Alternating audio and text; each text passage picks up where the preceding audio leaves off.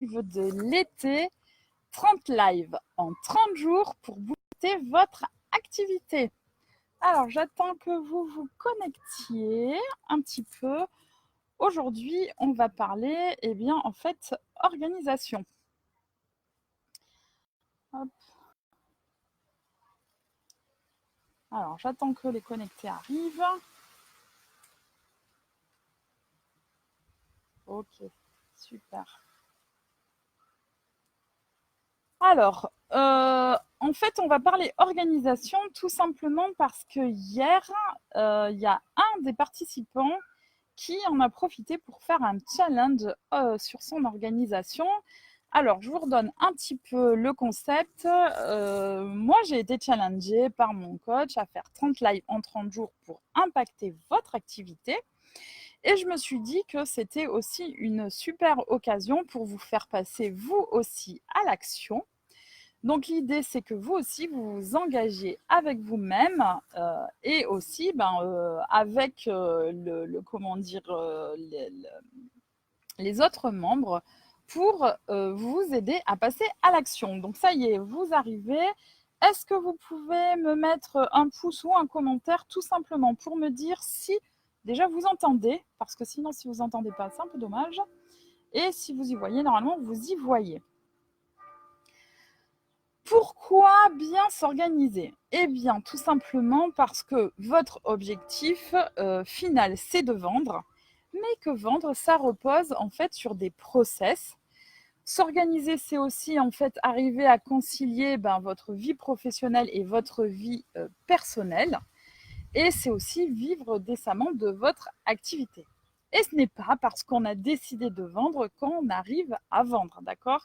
C'est un petit peu comme si vous décidiez de monter l'Himalaya, et ben vous ne le faites pas d'un coup, il vous faut une feuille de route avec un process, des étapes que vous devez respecter. Et c'est vraiment ce qu'on appelle aussi, on dit organiser un voyage. Salut Marjorie! Ah, tu me dis que ça bug. Oui, c'est vrai que la connexion, elle n'est pas géniale. Florence, salut Florence. Ok, est-ce que Pat, tu peux me confirmer toi si ça bug trop ou pas? Bonjour Pauline. Impec, super d'être venue ce soir. Donc je rappelle, ce soir on parle organisation, particulièrement parce que Martine hier a proposé ça comme défi de améliorer son organisation. Donc je disais, eh bien, tout simplement que vendre, c'est un vrai projet. Il faut respecter des étapes et des process. Il ne suffit pas de décider de vendre pour arriver à vendre. Et tout ça, eh bien, il faut que ça rentre dans votre journée, concilier votre vie de famille et votre vie professionnelle, sans passer votre temps à éteindre les incendies, parce que si vous éteignez les incendies, vous ne respectez pas les process pour tout simplement arriver à vendre. Marie-Hélène, oui, le son est OK, mais l'image n'est pas géniale. Effectivement, je pense que ce soir, on va avoir des problèmes de connexion parce que, oui, je vois que la connexion, elle n'est pas dingue. C'est pas, je suis loin d'être au maximum. Mais c'est en train d'essayer de voir comment on peut améliorer. Bon, on va voir. En tout cas, ce qui compte, c'est que vous m'entendiez. Donc, dites-moi si c'est OK, un pouce si vous entendez bien. Donc, comment, en fait, on va essayer de s'organiser facilement? Parce qu'il y a des amoureux de la planification.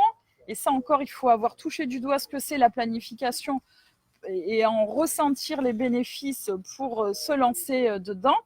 Et il y en a d'autres qu'au contraire, ça fait fuir, ça leur fait encore plus peur. Donc, je vais essayer déjà, dans un premier temps, de vous donner 2 ou 3 astuces pour arriver à faire entrer toutes les choses dans votre journée de façon assez simple, sans se lancer dans une grosse artillerie. Ah, Marie-Hélène qui me dit, là c'est mieux. Eh bien écoute, super, tant mieux. Florence qui me dit, le son est OK. Yes, c'est cool. Alors, comment on peut déjà arriver à faire, parce que pour vendre, bien sûr, il faut faire les choses qui font vendre, d'accord? Vous le savez, je le dis assez souvent, vendre, c'est une chaîne, c'est des process qu'il faut respecter. Donc, c'est rentrer des mandats, bien sûr, mais pas que. Il faut rentrer des bons mandats, des mandats qui font vendre. Donc, ça veut dire derrière aussi, par exemple, qu'il faut faire des suivis. si vous ne faites pas ces suivis, si vous n'installez pas une relation de confiance, si vous ne mettez pas certaines choses en place, eh bien derrière, vous n'arriverez pas à avoir vos mandats, vous n'arriverez pas à avoir des mandats de qualité, vous arriverez très certainement à avoir des mandats, mais derrière, vous allez dépenser 2 fois plus d'énergie. Donc déjà, on travaille la qualité. Et ce qui est important, du coup, c'est de savoir qu'est-ce qui vous conduit à faire une vente. D'accord? Donc, on l'a dit, bien sûr, c'est rentrer du mandat de qualité, mais même en amont, il faut faire des estimations et il faut rencontrer des personnes, que des personnes sachent que vous êtes dans ce métier et que vous avez envie de les aider et que vous êtes là pour les aider à vendre. Donc, ce qu'on a vu un petit peu avec les membres de la formation, parce que parfois je sors un peu des choses de la formation pour les apporter à la communauté, c'est le principe de ces petits lives de l'été, c'est pour ça aussi que ça dure que 30 jours, c'est analyser votre rythme biologique, la physiologie, et faire, alors pas une to-do list, parce que je suis vraiment contre la to-do list. La to-do list, elle n'a pas de cesse. C'est quelque chose où les lignes, elles se rajoutent tout le temps et à la fin de la journée, vous êtes souvent dépité parce que c'est pareil, il y a plein de choses qui viennent se greffer et vous n'arrivez pas à les respecter. Non, vous prenez 3 choses, grand max, 3 choses vraiment essentielles dans votre journée que vous devez faire pour dire ok, c'est bon, là mon objectif est atteint, là j'ai travaillé pour moi, là j'ai travaillé pour faire mes ventes, et vous positionnez ces 3 choses à faire au meilleur moment de la journée pour vous, celui où vous êtes le plus en forme, d'accord? Alors il y en a pour qui ça sera énormément le matin, vous faites vos choses, vous les bloquez, c'est la première des choses que vous faites dans la journée, et il y a d'autres personnes, je crois que c'est ton cas Marie-Hélène, où toi tu disais que c'était plutôt en soirée, pour toi, que c'était en fait, salut Céline, que c'était plus simple, que tu étais mieux disposée à faire les choses vraiment qui nécessitaient un peu de réflexion, qui nécessitaient une concentration de ta part, et tu te sentais beaucoup plus efficace en fait en fin de journée. Donc déjà, première des choses, faites ça, c'est très simple. Analysez comment vous fonctionnez, décidez des 3 choses hyper impactantes dans la journée auxquelles vous ne devez pas déroger pour faire vos ventes. En fait, faire ces ventes, c'est quoi? C'est faire des actions, mettre des actions en place, n'importe lesquelles, des relances d'estimation, des rendez-vous vendeurs, bien sûr, des suivis pour faire les baisses de prix, etc., qui vous font produire tout simplement votre chiffre d'affaires. Et ensuite, pour ceux... Alors non, il y a d'autres petites choses qu'on peut mettre en place, assez simples. Donc ça, mettre des 3 choses prioritaires au meilleur moment de la journée. C'est aussi éteindre tout simplement, par exemple, son téléphone. Salut Sophie, bienvenue. Éteindre tout simplement son téléphone. Alors, je sais qu'il y en a qui n'aiment pas trop ça, parce que derrière, c'est tout un processus, d'accord? Moi, vous savez que je suis une grosse mordue d'exclusivité, et forcément, il y a des choses qui sont plus faciles à faire quand on travaille en exclusivité que quand on ne travaille pas en exclusivité. Mais en fait, ce que veulent les clients, c'est que vous les rappeliez rapidement. Ils ne veulent pas forcément que vous dégainiez votre téléphone tout de suite. Et en plus de ça, de toute façon, quand vous décrochez votre téléphone, il faut que vous soyez en bonne condition. Il faut que vous ayez le dossier sous les yeux. Il faut que mentalement, vous soyez dans le sujet, dans la conversation. Si vous le faites, que vous êtes en voiture ou entre 2 rendez-vous, c'est pas forcément là que vous allez donner le meilleur de vous-même, que vous allez avoir la meilleure réponse, que vous allez avoir l'esprit bien carré, bien attentif, réactif pour répondre à ces personnes-là. Ce que les gens veulent, c'est tout simplement que vous les rappeliez au minimum dans la journée. Donc c'est pas grave, vous pouvez très bien décider de couper votre téléphone. C'est quelque chose qui marche très bien. Je crois que d'ailleurs, je sais pas. Ah non, elle n'est pas, Pascal, elle n'est pas dans le chat ce soir.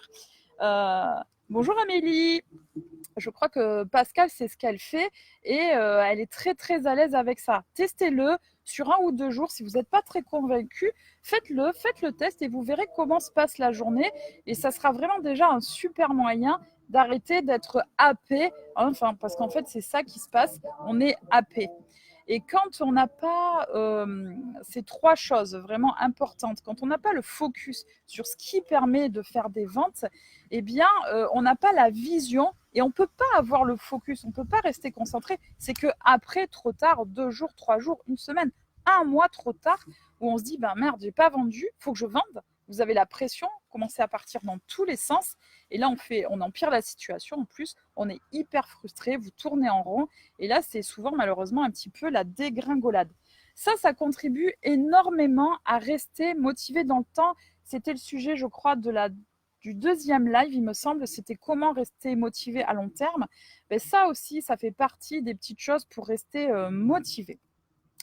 Et pour ceux qui ont envie de se lancer un peu plus dans la planification, eh bien, il y a une façon de planifier les choses. Alors, pour ça, j'en ai fait un webinaire d'ailleurs. Peut-être que certains d'entre vous l'ont vu. Il me semble que oui. En tout cas, Marie-Hélène qui est dans le chat, oui, je pense que ça, toi, tu l'as vu. Un sujet sur l'organisation. Et je vous propose d'utiliser un outil qui existe en fait en réalité depuis hyper longtemps. Hein, c'est pas du tout nouveau. Ça s'appelle la matrice d'Eisenhower. C'est une façon en fait de savoir, d'avoir une vision vraiment précise de comment organiser les choses et ça surtout sans culpabiliser. Parce que dans votre métier, vous êtes vraiment happé à 1000 choses et à la fin de la journée, c'est hyper frustrant de se dire ah là, j'ai pas tout fait. Ça, c'est hyper énervant. Et la plupart du temps, il y a plein de choses qui viennent à vous, qui viennent se présenter à vous et ce n'est pas des choses qui sont essentielles à la réalisation de votre chiffre. Donc, premièrement, prenez conscience de ce qui fait réaliser votre chiffre. Déjà, ça, j'en parle très souvent aux membres de la team. Bonsoir Hélène, salut. Et Gaëlle, bienvenue, génial. Et bonsoir Madame Star. Un petit coucou de Salon de Provence. Qu'est-ce que je vous disais? Oui, prenez conscience de ce qui vous fait avancer dans votre chiffre. Alors, il y a plusieurs éléments. Il y a des éléments qui vous sont, vous, personnels. Sophie, toi, je sais que tu le fais, tu es à fond dans la formation. Bien sûr, les membres de ma team, oui, sont aussi très axés dans la formation parce que ça, c'est un élément très important qui va vous aider de vous former, en fait, de vous aider à faire des choses plus efficacement, de la meilleure façon possible. Donc ça, c'est quelque chose qui contribue à votre chiffre. C'est indirect, mais vous faites partie, en fait, de la réalisation de votre chiffre. Ensuite, il y a bien sûr tout ce qui est le côté client. On en a parlé, c'est la rentrée de mandat, mais avant de rentrer de mandat, il faut faire des estimations. Et avant de faire des estimations, il faut être en contact avec des prospects. Donc, tout ce qui va vous permettre de générer des contacts avec les clients ou avec des prospects doit être une priorité pour vous. D'accord? Je vous l'ai dit, ce n'est pas parce qu'on a décidé de faire une vente qu'on va arriver à faire une vente. Il faut mettre en place toutes les étapes clés pour arriver à faire cette vente. Donc, tout ce qui est prospection, de près ou de loin qui ressemble à de la prospection, ça doit être une priorité pour vous.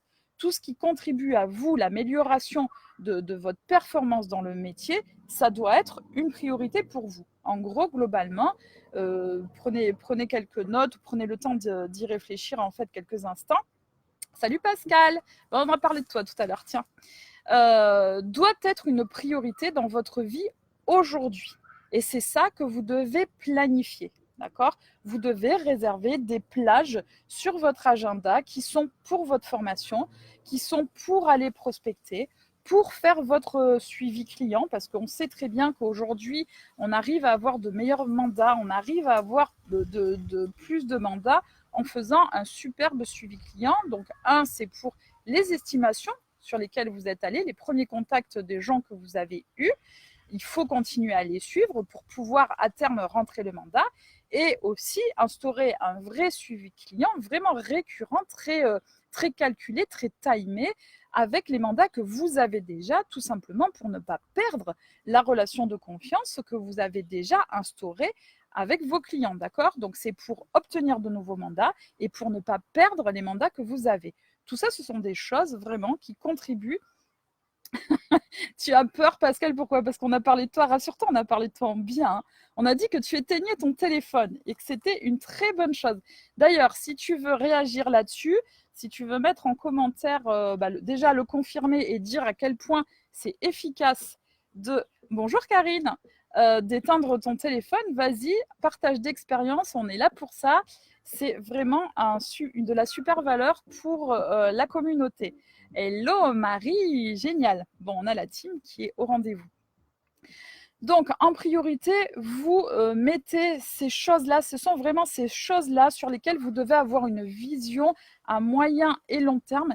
Et ce sont ces choses-là qui doivent être planifiées dans votre journée. On a parlé de vous tout à l'heure. Ceux qui me connaissent depuis un petit moment savent à quel point je parle souvent du lifestyle. Je dis à quel point c'est important dans votre vie. D'ailleurs, les vacances arrivent. J'ai eu beaucoup de questions sur il me reste 3-4 jours avant de partir en vacances. Est-ce que ça vaut le coup que j'aille mettre ce papier dans la boîte aux lettres? Est-ce que ça vaut le coup que j'appelle ce vendeur, etc., etc. Donc, alors pour répondre, oui, faites-le, parce que le vendeur, lui, il est peut-être aussi en vacances, il aura peut-être le message à son retour, d'accord? Mais c'est très, très important. Oui, vous me demandez aussi des fois, est-ce qu'il faut que je travaille pendant les vacances ou pas, ou j'arrive pas à me poser, je dois faire ça, mais je sais pas. Oui, le lifestyle, c'est hyper important. Pourquoi? Parce que ça contribue vraiment à votre réussite. Bonjour Emmanuel, vous êtes vraiment vous faites partie de la réussite, d'accord? Donc, on a parlé tout à l'heure de la formation, mais c'est pas que, c'est aussi vous. C'est tout ce qui vous fait du bien à vous, tout ce qui vous permet d'être bien, d'être opérationnel, de lâcher prise, d'être au taquet avec les clients, d'être en pleine forme. Et bien, toutes ces choses-là, vous ne devez pas y déroger. Ce sont des rendez-vous avec vous-même pour être en meilleure forme, pour être plus combatif, parce que c'est un métier qui demande énormément d'énergie. Vous le savez, je n'ai pas besoin de vous le dire. Vous avez en plus de ça des ascenseurs émotionnels incroyables. Vous pouvez être au taquet le matin en vous levant et puis bim, à 10 heures, c'est mort. Vous êtes au fond du trou. Et puis le soir, allez, ça y est, vous avez la super nouvelle et vous êtes au plafond. Mais tout ça, quelque part, en fait, c'est du stress qu'il faut gérer et qu'il faut évacuer. Et vous avez vraiment besoin de prendre des pauses, de prendre des instants pour vous. Et ça aussi, ce sont des choses que vous devez planifier. Si vous avez décidé, je ne sais pas, allez, on refait sur toi, Pascal, parce que je sais que tu fais de l'aquabike et autres. Et bien, par exemple, c'est tous les mercredis. Ne dérogez pas, c'est un moment à vous, c'est important pour vous. C'est comme ça que vous allez être meilleur avec votre client derrière. C'est comme ça que vous allez garder la motivation et avoir envie d'aller au front quand c'est nécessaire. Ensuite, qu'est-ce qu'on peut planifier qui contribue à faire son chiffre? Donc, il y a tout le vous, tout ce qui est prospection. Ceux qui ont déjà fait le webinaire organisation, je ne sais plus. Ça s'appelle la ménopause. Qu'est-ce que c'est que ça? Ok, je regarde un petit peu les commentaires là. Tout votre tout votre lifestyle, y compris les moments en famille. Donc ça, c'est pareil. Ceux qui bossent 7 jours sur 7, c'est bien, mais vous n'allez pas tenir le coup à long terme. Vous allez être fatigué. Donc ça, c'est pareil. Octroyez-vous au minimum un jour. Vous avez le droit, hein, vraiment. Vous n'êtes pas obligé d'être tout le temps hyper disponible. Vous avez le droit de couper votre téléphone à 22h ou à 21h ou à 23h, peu importe. Décidez-le, actez-le. C'est hyper important. Pourquoi? Parce que c'est toujours pareil, vous avez besoin d'être bon, vous avez besoin d'être bon le plus souvent possible. Et du coup, on ne peut pas être bon si on ne s'octroie pas des moments pour soi, d'accord? Donc ça, c'est des choses que vous devez vraiment mettre sur votre agenda et ce sont des choses sur lesquelles vous ne dérogez pas et que vous devez vraiment respecter. Qu'est-ce que je voulais vous dire d'autre? Respectez votre rythme, ça c'était ça. Si vous avez des réactions ou des questions par rapport à ça, allez-y. On est un peu plus nombreux qu'hier. On est 24. Hier, on était 17. Donc déjà, c'est génial. Vous avez pris le rythme. Oui, Marjorie qui dit « On n'est pas des robots, bien sûr ». Et Pauline qui me dit « Ah non, Pauline, effectivement, non, il ne faut pas travailler 24 heures sur 24, surtout pas, parce que vous n'allez pas tenir la route. À long terme, vous n'allez pas tenir la route. C'est vraiment physiologique, hein. Je crois que c'est Einstein qui disait ça, que votre cerveau, pour fonctionner dans sa pleine capacité, il a besoin vraiment d'évacuer, de se libérer. Et pour se libérer, en fait, le mieux, c'est D'ailleurs, moi, ça m'arrive très souvent quand je bloque sur une situation, je suis complètement enfermée, je ne trouve pas la situation. Puis en plus, on empire la situation, hein, parce qu'on veut trouver la solution. On s'acharne, on reste sur le sujet ou sur l'action qu'on est en cours, on n'y arrive pas. Et en fait, on s'enferme là-dedans. Et en fait, si vous sortez, vous allez faire un tour, et bien, bim, bizarrement, là, ça se débloque. C'est comme quand vous allez sous la douche. La solution, vous la trouvez sous la douche. Tout simplement parce que vous avez lâché l'affaire, vous avez lâché prise. Donc, c'est vraiment ça contribue à votre équilibre. Et c'est... Ah voilà, Pascal qui me dit, bien sûr qu'on a le droit, et coupez votre téléphone et rappelez vos clients. Merci Pascal. Et toi, ça te pose aucun problème? Tu n'as pas eu de souci par rapport à ça? Parce que bien sûr... bonsoir Alain. C'est une peur que vous avez peur de rater les clients. Alors là, on est un petit peu dans le tout droit parce que la plupart du temps, vous avez peur de rater un acquéreur. Mais un acquéreur, à part vraiment, si vous êtes vraiment en mandat simple, que c'est un super produit, que vous êtes plusieurs à l'avoir, et à condition que je vous dise que ce soit un super produit, l'acquéreur, il va attendre que vous le rappeliez. Si c'est dans l'heure ou dans les 2 heures, vous n'êtes pas obligé de décrocher à la minute. Hein. Et comme je vous ai dit tout à l'heure, il faut être dans de bonnes conditions aussi pour pouvoir traiter l'appel de ces clients-là. Qu'est-ce qu'on peut planifier encore? Je ne sais plus, j'ai un petit trou là. Du coup, oui, donc après, bien sûr, il y a des impondérables que vous devez planifier. Toutes les deadlines, voilà, c'est ça. Toutes les dates limites, les dates butoirs, c'est très important de les positionner vraiment sur votre agenda pour pouvoir anticiper. Là, je pense clairement à des signatures. Parce qu'en plus, ça contribue clairement, on est d'accord, hein, une signature, c'est clair, là, c'est de l'argent qui rentre soit immédiatement parce que c'est une signature d'acte authentique là qui va se passer dans les 4 jours, une semaine à venir, soit c'est un compromis et c'est quand même de l'argent qui rentre dans 3 mois. Ok, donc là, il faut être hyper carré, il ne faut pas que ça prenne de retard, mais il faut anticiper. Et le fait d'acter une date et de partir en arrière, de faire un échéancier en arrière, ok, j'ai une date qui est fixée là, mais avant, 10 jours avant, il faut qu'il se passe ça, que les fonds soient par exemple débloqués, qu'avant il ait eu son prêt, qu'avant il y ait eu toutes les purges, etc., etc.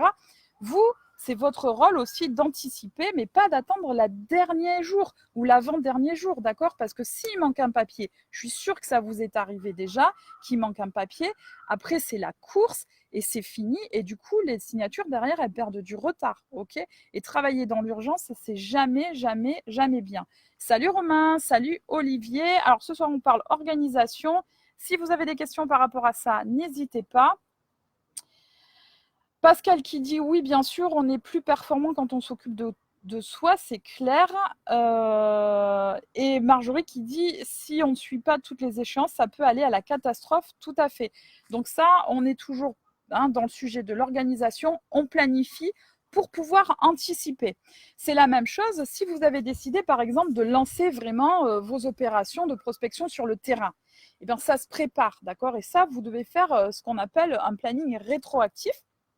C'est voilà, dire tel jour, je veux aller sur tel secteur pour distribuer tel message. Bon, ben, ça veut dire que 4 jours avant, il faut que vos flyers, au plus tard, soient prêts. Ça veut dire qu'avant, soit vous avez des flyers qui sont déjà prêts, mais on sait comment ça se passe. La plupart du temps, vous avez un flyer, vous voulez changer une phrase dessus, et puis vous arrivez au dernier moment, bim, vous apercevez, ah merde, j'ai pas changé mon flyer, et après c'est mort. À l'introspection, vous y allez plus. Ok? Donc on anticipe. 4 jours avant, on vérifie que on fait pour que notre flyer il soit bien là, qu'on ait la quantité suffisante. Avant, on décide du message qu'on voulait, mettre sur son flyer pour avoir le temps de le construire s'il est à construire ou modifier la phrase que l'on voulait modifier, d'accord? Et on fait ça en arrière. Parce que sinon, eh ben, si vous y prenez 5 minutes avant, vous allez voir que c'est la cata. Ça, je suis certaine que ça vous est arrivé à au moins quelqu'un là. Ah, Amélie. Alors, je vais répondre à la question, Amélie. Ça, c'est un gros sujet en plus. Voilà, donc vraiment, comprenez qu'il faut vraiment anticiper parce que sinon, votre priorité, la chose qui était importante pour générer votre chiffre, elle va tout simplement passer à l'as. Alors, Amélie qui me dit, question organisation, est-ce qu'il faut faire, c'est le compromis, j'imagine, dont vous parlez, Amélie, chez le notaire ou à l'agence? Alors, bon, moi, ayant travaillé en agence et ayant fait mes compromis à l'agence, je préfère forcément les faire à l'agence parce que je maîtrise bien plus de choses. On peut les faire, c'est pas très compliqué. Il faut avoir une hotline juridique pour, bien sûr, quand on a des clauses particulières, etc. Mais bon, aujourd'hui, les compromis de base sont quand même très bien faits. Et on peut les faire à l'agence parce que déjà, vous pouvez très bien signer votre compromis quasiment de suite, on va dire, après la visite, d'accord? Alors que faire chez le notaire, eh ben, il faut prendre le rendez-vous.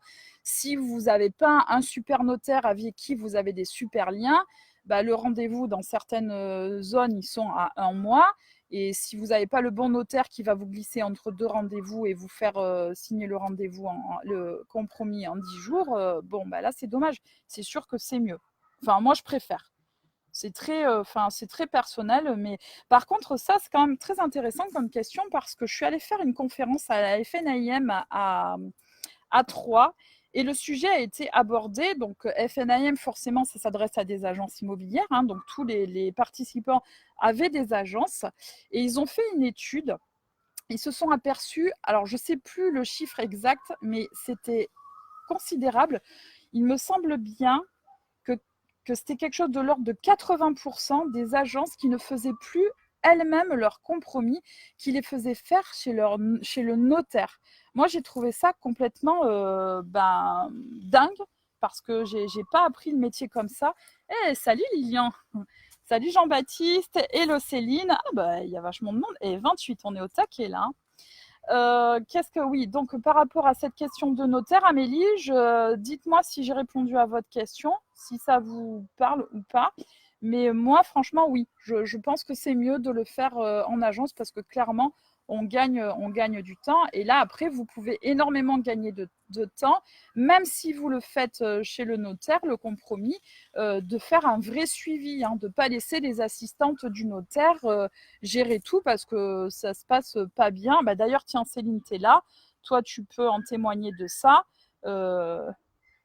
Oui, alors bien sûr, Céline, les mandataires ne sont pas autorisés hein, à signer les compromis, mais je pense que Mélanie ou Amélie, pardon, je ne sais plus, pardon, Amélie, si elle me pose la question, c'est que oui, elle est en agence, hein, donc c'est pas une mandataire. Ok. Ok, super. Amélie qui me dit oui, ça a répondu à ma question. Génial.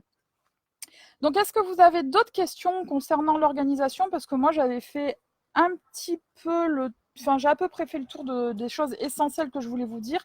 Parce qu'après, si on attaque vraiment sur l'organisation pure et dure, c'est un vrai sujet de 2 heures. Mais je voulais vous donner au moins des petits hacks pour arriver à vous améliorer, à passer, à vous organiser sans trop de complications. Oui, Jean-Baptiste, les agences délèguent. Je ne pensais pas à ce point-là. J'ai été vraiment très, très surprise d'avoir les chiffres. Alors certes, là, c'était des chiffres qui reflétaient que la FNIM, mais bon, la FNIM représente quand même une belle partie des agences et c'était vraiment très, très surprenant et c'est quelque chose que j'ai vraiment du mal à comprendre. Ils n'ont pas trop su trouver d'explication pour nous dire pourquoi il y avait si peu d'agences qui faisaient elles-mêmes leurs compromis. Ça, moi, c'est quelque chose qui m'a vraiment surprise en fait.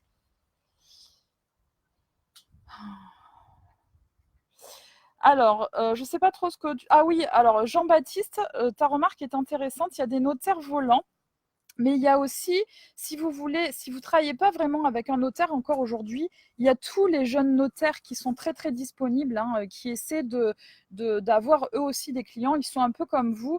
Donc, si vous n'avez pas un notaire qui est capable de vous sortir un compromis, une date de fixation de date de compromis rapidement, adressez-vous à un jeune notaire. Lui, il va avoir un peu les dents, il va avoir envie de vous faire plaisir.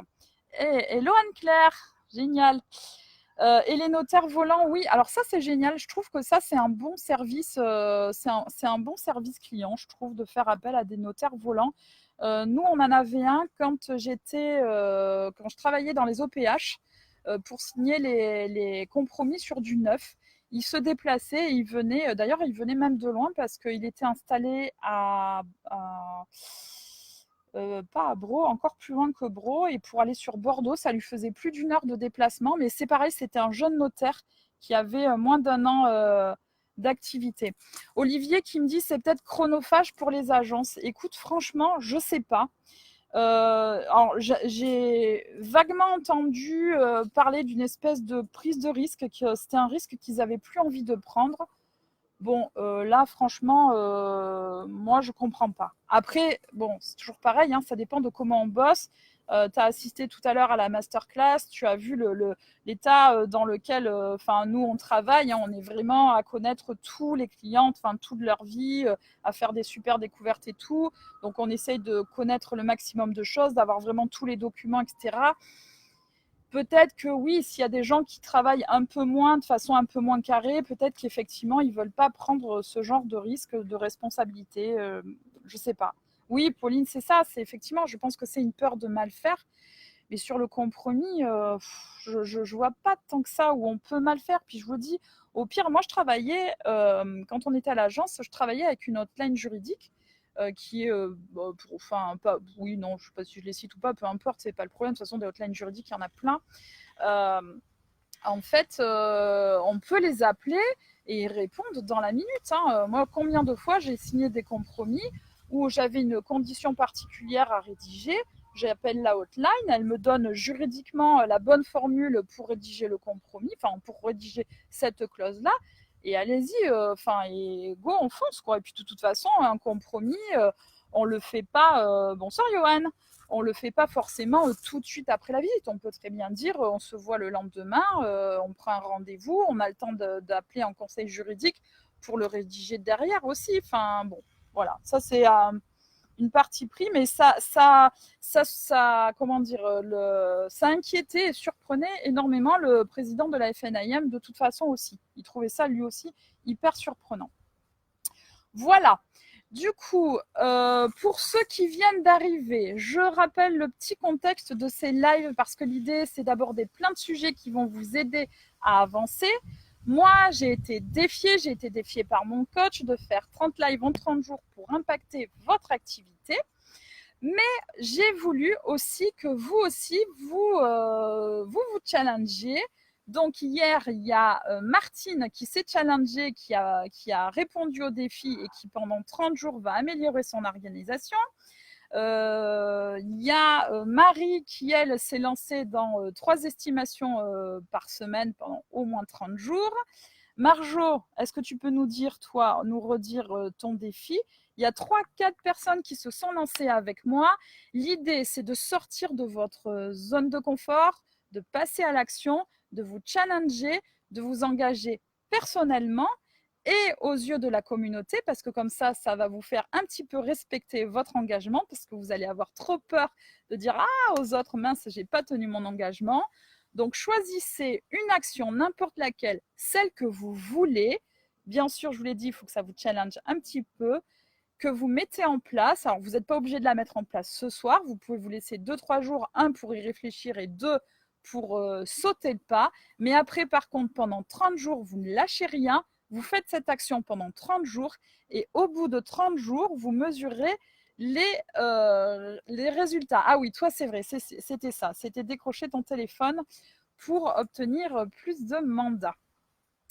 Ok, génial. Est-ce qu'il y en a qui veulent se lancer dans le défi avec nous? On est 4 à être partis en mode défi.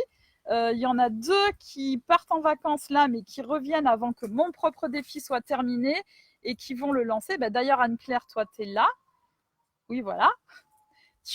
Toi, c'est au retour de vacances que tu lances, que tu démarres ton défi. Donc, s'il y en a d'autres, allez-y, go, foncez, c'est le moment.